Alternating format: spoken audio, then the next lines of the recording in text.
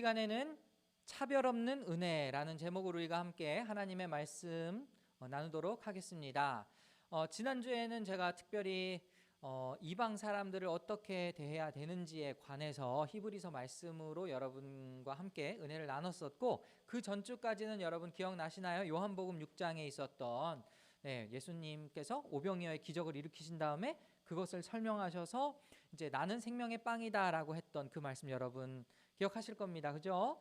그래서 오늘 이 마가복음은요, 그 다음에 일어난 일이라고 여러분 보시면 돼요. 그러니까 시간상으로 지금 흐름, 예수님의 행적을 따라서 우리가 보고 있다라고 생각을 하시면 되겠습니다. 자, 여러분께 질문을 던질게요. 만약에 여러분 예수님을 만난다면 예수님은 어떤 성품을 가지고 계신 분이라고 생각하십니까? 예수님 어떤 분이실 것 같아요? 하나님의 아들이시니까 당연히 따뜻한 분이시겠죠. 성경에 나온 대로 노하기를 더디하시고 또 인자와 자비가 영원무궁하신 그 하나님의 성품을 그대로 갖고 계시기 때문에 아마도 우리에게 굉장히 따뜻한 말씀, 위로의 말씀, 격려의 말씀 많이 해주실 것 같아요. 그렇지 않습니까? 물론 누구나 다 죄인이지만 죄인이어서 정말 베드로가 예수님을 딱 만났을 때처럼 나는 죄인입니다, 어서 나에게서 떠나가 주십시오, 이런 반응을 우리가 보일지는 모르겠으나 예수님은 우리들을 향해서 굉장히 따뜻한 사랑의 말, 위로의 말 이런 걸 많이 해주실 것 같아요. 그만큼 우리의 상상 속에서 예수님은 마치 이렇게 그 구약 성경에서 느껴지는 그런 진노의 하나님보다는 어떻습니까? 정말 그 양과 목자처럼 그 양을 사랑하는 목자의 인품처럼 우리를 따뜻하게 맞아주시는 그런 분이실 거라고 상상이 됩니다. 그죠? 그렇지 않습니까? 근데 그 상상과는 다르게 오늘 굉장히 특이한 예수님, 그죠? 정말 우리가 알기에 이런 말씀을 하실 리가 없는데 싶을 정도로 충격적인 그런 대사가 등장합니다. 그렇지 않습니까? 그래서 오늘은 이 본문의 말씀을 통해서 우리가 왜 예수님이 이런 말씀을 하셨는지 한번 고민을 해봤으면 좋겠어요. 왜 이 말씀을 하셨을까? 그죠? 평소와 다르게 누군가가 특이한 행동을 한다. 평소와 다르게 누군가가 굉장히 독특한 말을 한다. 그러면은 그 사람이 분명 의도가 있어서 그런 의도가 있기 때문에 그런 말을 했을 거다라고 여러분이 생각하시면은 충분히 오늘 말씀 잘 헤쳐나갈 수 있을 겁니다. 먼저 이제 24절을 보시면 이렇게 시작되고 있어요. 예수께서 거기에서 일어나셔서 두로 지역으로 가셨다. 여기 거기에서라는 것은 이제 유대 땅에서부터 이제 이방 땅으로 옮겨가시는 모습을 짤막하게 보여주시는 거예요. 근데 이제 여러분이 이 배경을 알기 위해서 지도를 한번 살펴보겠습니다. 우리 한번 첫 번째 지도를 보시면은 대한성서공회에서 퍼온 거예요. 근데 이제 여기 보시면은 가장 밑에 그 사해라고 써 있는 바다, 사해 바다 유명하죠? 그리고 그 물줄기 따라 쭉 올라가면은 위에 갈릴리 호수, 다 아실 겁니다. 그죠? 많이 보셨을 거예요. 그러면은 지금 그 갈릴리 호수의 이제 왼편에 써 있는 글자 갈릴리 땅, 여러분 여기까지가 유대인의 땅이라고 생각하시면 됩니다. 근데 이제 여기에서 그 위에 보시면 베니게라고 써 있죠. 그리고 그 위에 점으로 조그맣게 좀 더 확대해서 보실까요? 위에 부분 아니요. 그 다음 거 넘기셔야 돼요. 여기 그 보시면은 베니게가 있고 두로가 있고 시돈이 있습니다. 그렇지 않습니까? 그러니까 지금 예수님께서는 유대 땅에서 이방 땅 위로 올라가셨다라고 여러분이 생각하시면 되겠습니다. 근데 이제 저를 보세요. 수로보니게 여인이라고 하면은 이제 우리가 그냥 수로보니게 여인이라는 제목은 많이 들어봤잖아요. 근데 이 세번역 성경을 보니까 26절에 시로 페니키아 출신이다라고 되어 있죠. 이 말이 무슨 말이냐면 수리아 땅 페니키아 출신 사람인 거예요. 그러니까 이 페니키아가 여기 써 있는 베니게라는 땅입니다. 무슨 말인지 이해하셨어요? 그리고 이거를 똑같이 이제 마태복음 15장에서 보시면은 이 여인이 가나안 땅의 여인이다라고 소개가 되어 있습니다. 자, 그러니까 어쨌든 분명한 것은 지금 예수님은 유대 땅이 아니라 이방 땅으로 옮겨가셨고, 옮겨가셨는데도 예수님의 소문이 거기까지 들린 거다라고 여러분이 생각을 하시면 됩니다. 그죠? 거기에서 일어난 일이에요. 자, 그런데 25절에 악한 귀신 들린 딸을 둔 여자가 곧바로 예수의 소문을 듣고 와서 그의 발 앞에 엎드렸다. 그 여자는 그리스 사람으로서, 그 개역개정에는 헬라인으로 되어 있을 겁니다. 그리스 사람으로서 시로페니키아 출생인데 자기 딸에게서 귀신을 쫓아내달라고 예수께 간청하였다. 자, 일단은 여기에서 우리가 다른 대사가 써 있지는 않는데 마태복음을 한번 찾아볼 필요가 있습니다. 왜냐하면 여러분 지금 마가복음을 보고 있잖아요. 근데 마태복음과 마가복음의 차이를 여러분께 잠깐 소개를 해드리자면, 마태복음은 좀 전에도 말씀드렸듯이 가나안 여인이라고 소개가 돼 있고, 이 마가복음에는 지금 시로페니키아다, 수로보닉의 여인이다라고 명확하게 나와 있죠. 반면에 그 오고 가는 대화를 더 자세히 기록한 사람은 마태였습니다. 왜 그랬을까요? 우리가 상상을 해본다면 마태는 예수님의 직접적인 제자였죠. 그러니까 그 오고 가는 대화를 훨씬 더 정확하게 선명하게 기억했을 확률이 더 높습니다. 그래서 그 오고 가는 대화를 들어보면, 그 당시의 상황을 보면 뭔가 독특한 부분이 있어요. 마태복음 15장 22절에서 23절을 한번 보겠습니다. 자, 마침 가나안 여자 한 사람이 그 지방에서 나와서 외쳐 말하였다. 다윗의 자손이신 주님, 나를 불쌍히 여겨 주십시오. 내 딸이 귀신 들려 괴로워하고 있습니다.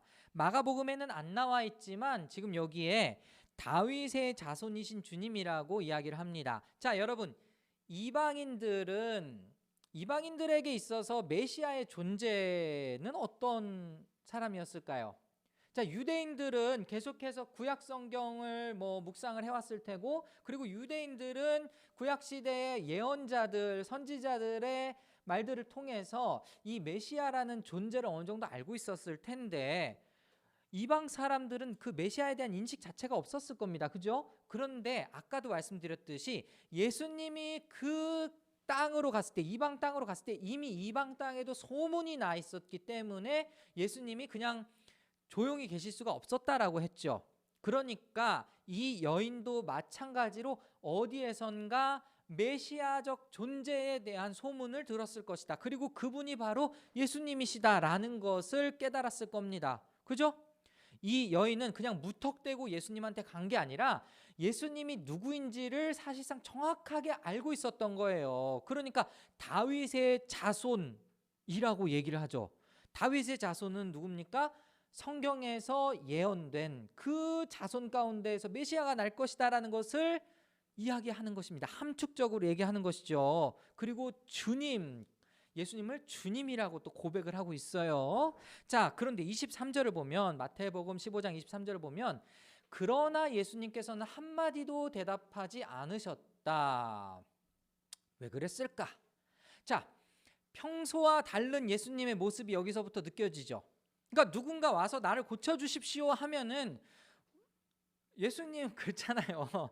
다 내 믿음이 너를 구원하였다라고 얘기하고 바로 고쳐주시든지 했을 텐데 지금 뭔가 반응이 심상치 않아요. 근데 여기에서 제자들이 갑자기 끼어듭니다. 제자들이 뭐라고 얘기합니까? 자, 그때 제자들이 와서 예수께 간청하였다. 저 여자가 우리 뒤에서 외치고 있으니 그를 안심시켜서 떠나보내 주십시오. 그런데 지금 이 세 번역이 제가 생각했을 때는 좀 뭔가 잘못 번역이 됐습니다. 그러니까 그 번역한 사람의 의도가 들어가가지고 여기에서 안심시켜 떠나보내 주십시오라고 표현이 됐는데, 사실 개역개정 성경은 이렇게 나와 있습니다. 개역개정 성경 한번 보실까요?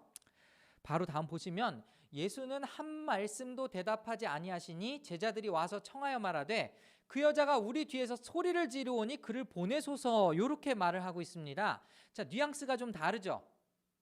어떻게 달라요? 자, 여러분께 질문 던지겠습니다. 제자들은 이 여인에게 긍정적인 반응을 보이고 있었던 걸까요? 부정적인 반응을 보이고 있었던 걸까요? 힌트, 제자들은 유대인이었습니다. 부정적이었죠. 제자들은요, 사실상 이 여인에 대해서 처음 만나는 여인인지 모르지만 지금 이방 땅에서 만난 이 이방 여인에 대해서 긍정적으로 생각할 수가 없었습니다. 왜냐? 유대인들의 세계관에 있어서 이방인들은 굉장히 부정적인 존재로, 부정한 존재로 여겨졌기 때문이죠. 그래서 이방인들하고 같이 식사도 안 했죠. 그렇지 않습니까? 여러분 다 기억나시죠? 그리고 이 제자들의 태도를 보면, 성경에 나타난 제자들의 태도를 보면 자고로 이방 여자들에게는 굉장히 쌀쌀맞게 대했던 그런 모습들을 살펴볼 수가 있습니다. 대표적으로 요한복음 4장 27절에 보면은 우리 예전에도 한번 살펴봤는데 우물가에서 만난 사마리아 여인, 자, 사마리아 여인도 부정하게 느껴졌던 그 여인이죠. 그때 제자들이 예수님이 이 여인과 대화를 나누는 걸 보고 지금 27절과 같은 반응을 보입니다. 이때 제자들이 돌아와서 예수께서 그 여자와 말씀을 나누시는 것을 보고 놀랐다. 아니, 그냥 우리가 예를 들어서 이 앞에 낙성대역 앞에서 제가 지나가다가 어떤 여성하고 대화를 나누는 거 뭐가 이상하겠습니까? 그죠? 그런데 유대인 제자들의 입장에선 이게 놀랄만한 일이었어요. 왜냐? 다시 말씀 뒤에 보니까 그러나 예수께 웬일이십니까 하거나 어찌하여 이 여자와 말씀을 나누고 계십니까 하고 묻는 사람이 한 사람도 없었다라고 되어 있는 걸 보면 원래는 어떤 반응을 보여야 돼요? 아니, 지금 예수님 뭐 하고 계십니까? 이방 여자하고 대화를 왜 나누고 계세요? 이 반응이 원래 정상적인 반응인데 감히 묻는 자가 없었다, 이 얘기 아닙니까? 그러니까 제자들은 이방 여인에게는 그렇게 긍정적인 마음을 갖고 있는 사람이 아니었어요. 자, 그럼 이제 돌아보겠습니다. 예수님께서 지금 이 스로보닉의 여인이 나에게 도와달라고 하셨는데도 가만히 있었어요. 근데 마가복음에 등장하진 않지만 이런 일이 있었습니다. 그리고 나서 예수님이 말씀을 하시는 거죠. 마태복음 15장 24절을 또 보시겠습니다. 마가복음엔 안 나와 있어요. 자, 마태복음 15장 24절에 그래서 보인 예수님의 반응이, 예수께서 대답하여 이르시되 나는 이스라엘의 집에 잃어버린 양 외에는 다른 데로 보내심을 받지 아니하였노라 하시니. 자, 어떻습니까? 이거 의도가 있어서 말씀하신 거죠. 누구 들으라고 했을까요? 적어도 제 말이 맞다면 제자들을 향해서 하신 말씀인 거죠. 제자들이 원하는 말을 일단 하신 겁니다. 근데 이제 여러분 이걸 보고서 어떤 사람들은 이렇게 해석하시는 분이 있어요. 이제 로마서로 가면은 이제 그 먼저는 유대인에게요, 그 다음은 헬라인에게로다라는 말씀을 떠올려서 지금 예수님께서 복음의 순서를 나타내시는 거다, 이렇게 설명을 하시는 분도 있습니다. 그러나 한번 엄밀히 한번 생각해 보면요, 지금 방금 제가 읽어드린 말씀에는요, 유대인이 먼저고 이방인은 나중이다, 이런 의미에서 얘기하신 게 아니에요. 지금 다시 한번 보실까요? 이스라엘의 집에 잃어버린 양 외에는 다른 데로 보내심을 받지 않았다라는 말 뜻은요, 그대로 받아들이면요, 이스라엘 집만 허용됐다라는 뜻입니다. 그러니까 지금 이거는 순서, 복음이 전파되는 순서를 얘기하고 있는 게 아니라는 뜻이죠. 다시 말하면 예수님이 지금 유대인, 이스라엘 백성인 제자들을 들으라고, 제자들 보고 들으라고 하신 말씀이다 라고 여러분이 생각하시면 됩니다. 그럼 왜 이런 의도를 가지고 계셨을까요? 여러분, 지금 이 사건은요, 예수님께서 유대 땅에서 이방 땅으로 옮기시고 난 다음에 일어난 일이다라고 말씀하셨죠. 그럼 예수님이 뭐하러 이방 땅 가셨을까? 이방인에게도 이방 땅에도 하나님 나라가 임했다라는 복음의 소식을 전하기 위해 가신 거죠. 그렇지 않습니까? 근데 그 첫 관문으로 지금 이 수로보닉의 여인을 만난 거예요. 지금 예수님은 제자들의 마음을 먼저 움직이실 필요가 있었습니다. 지금 예수님은 제자들의 편견을 먼저 깨뜨리실 필요가 있었다라는 것이죠. 그래서 이 말씀을 꺼냅니다. 제자들은 아마 그 옆에서 딱 듣고, 그죠? 아, 귀찮아 죽겠는데 빨리 지금 이 여인 넘겨버리십시오, 이렇게 얘기를 하니까 예수님이 이런 반응을 보이면 당연히 그렇다 생각을 했겠죠. 그렇지 않습니까? 그러나 예수님은 동시에 또 이 여인에 대한 마음이 있었습니다. 예수님이라면 당연히, 우리가 아는 예수님이라면 당연히 이 여인의 딸을 고쳐주고 싶지 않으셨겠어요? 그죠?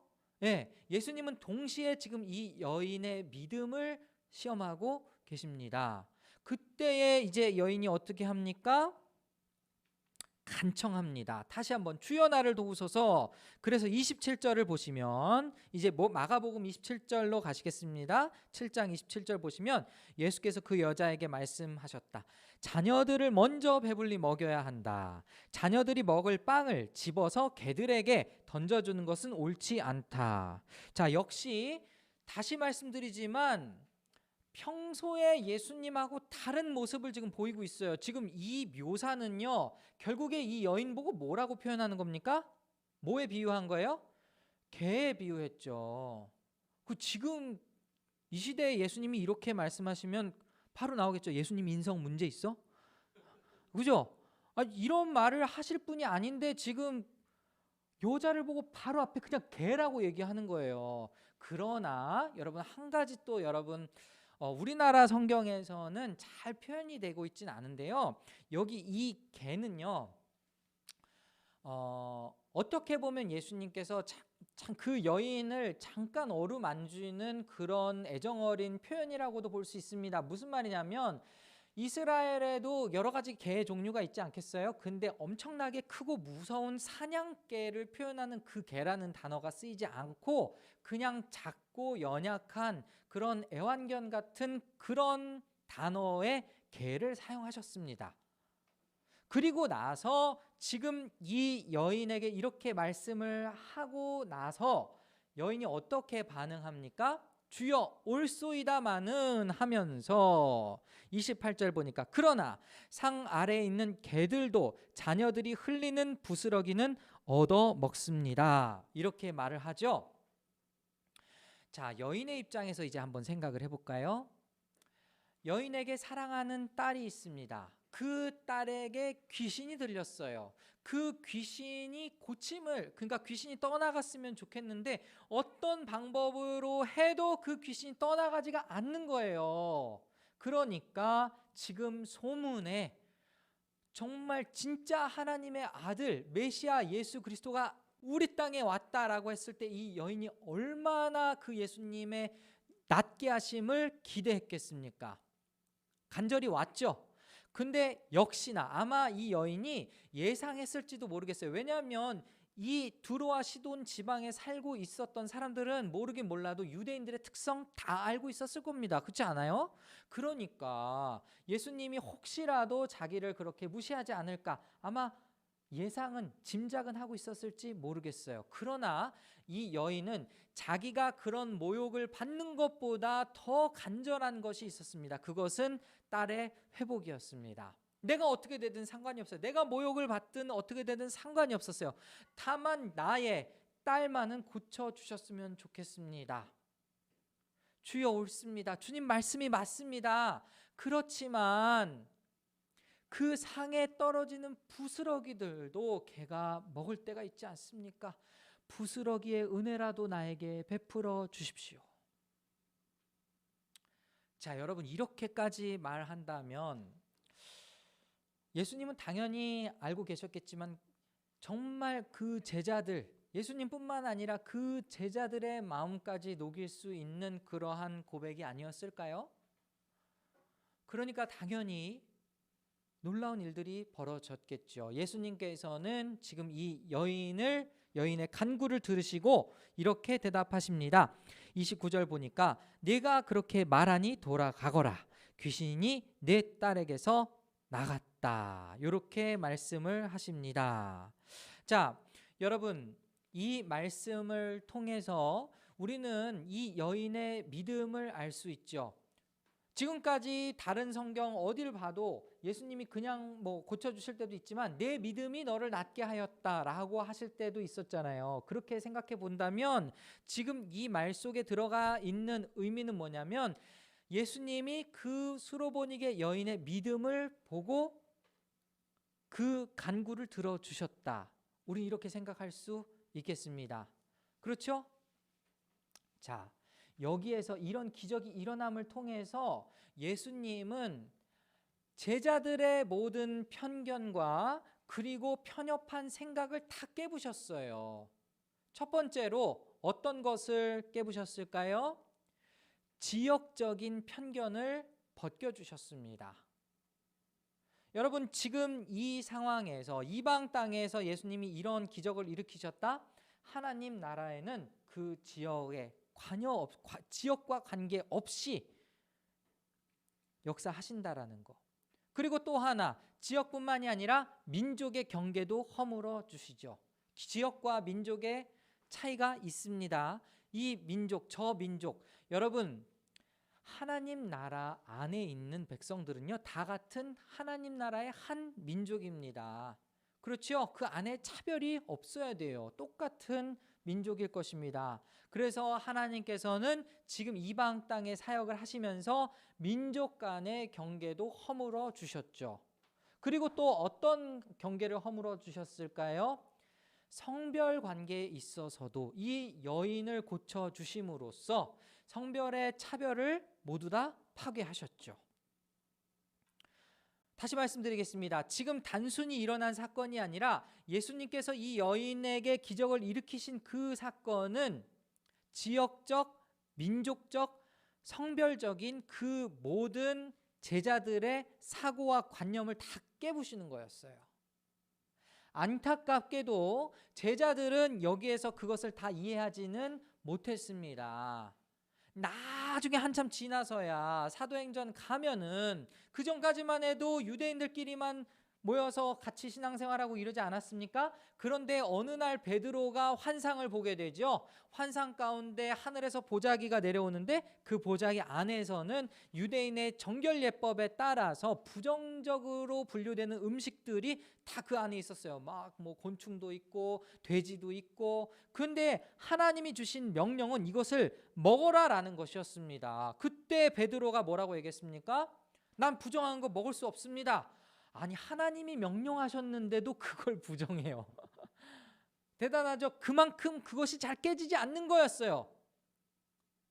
근데 내가 깨끗하게 한 것을 속되다고 하지 말아라 라고 하나님이 말씀하셨고, 그 환상 이후에 이제 이방인에게도 하나님께서 복음의 문을 열으셨구나 라고 베드로가 깨달은 다음부터 이제 활짝 이방인에 대한 문이 열리지 않았습니까? 근데 그것을 먼저 보여준 프리뷰와 같은 사건이 사실은 오늘 이 수로보니게 여인의 딸을 낳게 하신 사건인 거죠. 여러분, 여기서 몇 가지 생각을 해볼 수 있습니다. 우리나라 같은 경우는 민족적으로 일본을 굉장히 좀 싫어하죠. 그리고 우리나라 또 그 특성상 이 여러 가지 종교 중에 이슬람교 같은 경우는 디폴트 값이 아니에요. 그러니까 그냥 기본적으로 인정해주는 종교가 아니에요. 이슬람교에 대해서 굉장히 혐오와도 같은 그런 감정을 가지고 있습니다. 그렇기 때문에 사실은 이번에 아프간에서 난민들이 온다고 했을 때도 그런 영향으로 그들이 가진 종교에 의해서 반감을 가진 것이 사실 적지 않았죠. 그러나 여러분이 하나님 나라를 꿈꾸는 그런 사람들이라면, 진짜 하나님 나라의 백성들이라면 지금 여러분이 누구를 향해서 복음을 전할 것인가 라고 생각했을 때 여러분의 마음속에 경계는 없어야 합니다. 여러분의 마음속에 편협한 생각 그리고 차별 이런 것들은 없어야 한다라는 거예요. 누구는 좋고 누구는 싫고, 네, 하나님께서 이런 것은요, 여러분의 개개인의 삶 속에도 굉장히 은근히 침투되어 있는 마인드입니다. 뭐냐면은 하나님이 나에게 은혜 베풀어 주시는 건 마땅한데 내가 봤을 때 쟤는 합당하지 않아 라고 생각하는 것들, 그겁니다. 지금 제자들은요, 하나님이 보셨을 때 나는 유대인, 하나님의 백성이기 때문에 구원받는 게 마땅한데 지금 예수님이 수로보니게 여인에게 은혜 베푸는 것은 마땅하지 않아. 이게 제자들의 마인드였다라는 것이죠. 그러나 지금 예수님이 이 사건을 통해서 그것이 아니다, 그것이 내 의도, 내 마음이 아니다라는 것을 역으로 보여주신 것입니다. 우리는 은근히 다른 사람들을 많이 판단하죠. 아니, 대놓고 판단하나요? 우리는 은근히 우리의 마음 가운데에서 저 사람은 은혜 받기 합당한 사람, 저 사람은 은혜 받아서는 안 되는 사람으로 분류를 해놓는다라는 것입니다. 근데 그 기준이 뭐죠? 그 기준이 뭐예요? 여러분이 봤을 때 저 사람은 악한 사람, 여러분이 봤을 때 저 사람은 뭔가 삐뚤어진 사람, 여러분이 봤을 때 저 사람은 구원 받아서는 안 되는 그런 존재, 여러분의 기준이잖아요. 그러나 하나님은 그렇지 않다라는 것입니다. 이 여인을 통해서 제자들에게 바라는 것이 있었다면, 예수님이 정말 특이하게 이런 말씀을 하신 그 이유가 있다면 제자들의 마음이 녹아들어서 정말 하나님의 성품을 알았으면 유대인뿐만 아니라 이방인에게도 하나님의 사랑이 뻗쳐나가는 것, 복음이 전파되는 것, 그게 바로 하나님의 뜻이라는 걸 알아주었으면 하는 마음에서 이 대화가 있었을 것입니다. 사랑하는 여러분, 오늘 이 말씀을 정리하겠습니다. 크게 두 가지 생각하셨으면 좋겠어요. 복음에는 차별이 없습니다. 하나님이 베풀어 주시는 그 은혜, 구원에는 차별이 없습니다. 그러므로 우리도 차별해서는 안 되겠습니다. 여러분이 누구를 대할 때 이 사람은 구원받기에 합당한 사람, 이 사람은 저주받아 마땅한 사람, 여러분 그것은 주님이 판단하실 일입니다.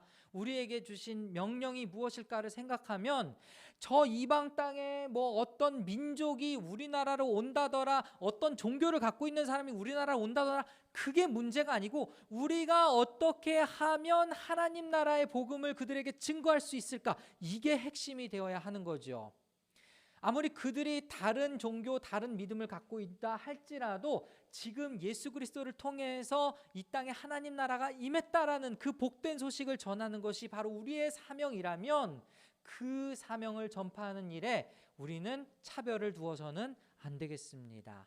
그리고 또 하나, 제가 오늘 이 말씀에서 크게 강조하진 않았지만 사실 이 여인의 믿음도 대단하죠. 정말 그 간절한 믿음이 그 딸을 나음을 얻게 했습니다. 여러분, 믿음이란 무엇일까? 제가 계속해서 설교를 통해서 물어보는 질문, 믿음이란 무엇일까? 여러분, 지금이라도 당장 이 건물이 무너질 것이다 라고 불안한 마음을 느낀다면, 막 지금 지붕이 막 흔들리고 있다면 여기서 여러분 예배할 수 있겠어요? 없죠. 그 이유가 무엇입니까? 이 자리가 안전하다고 믿기 때문이죠. 우리는 믿음으로 살고 있습니다. 여러분이 지하철에 가는 이유, 3, 4분 뒤에 지하철이 도착할 거라고 믿기 때문에 가는 것이죠. 그렇지 않습니까? 여러분, 세상의 모든 원리는 사실 믿음으로 움직이고 있습니다. 그렇다면 지금 이 여인의 믿음을 우리가 닮을 수 있다면, 정말 간절함으로 우리가 정말 주님께 바라는 것이 있다면 그 믿음을 가지고 살아가는 것, 마치 주님이 정말 우리와 함께 계시다고 믿는 것처럼 살아내는 것, 그게 바로 오늘 이 여인을 통해 우리가 배울 수 있는, 도전받을 수 있는 부분입니다. 사랑하는 여러분, 이 말씀 기억하시면서 정말 예수님께서 이 땅에 오신 이유를 기억하고 또 믿음이 무엇일까를 늘 고민하면서 그 믿음 안에 거하고 그 믿음으로 승리해 나가는 그런 우리 모두가 될 수 있기를 소원합니다.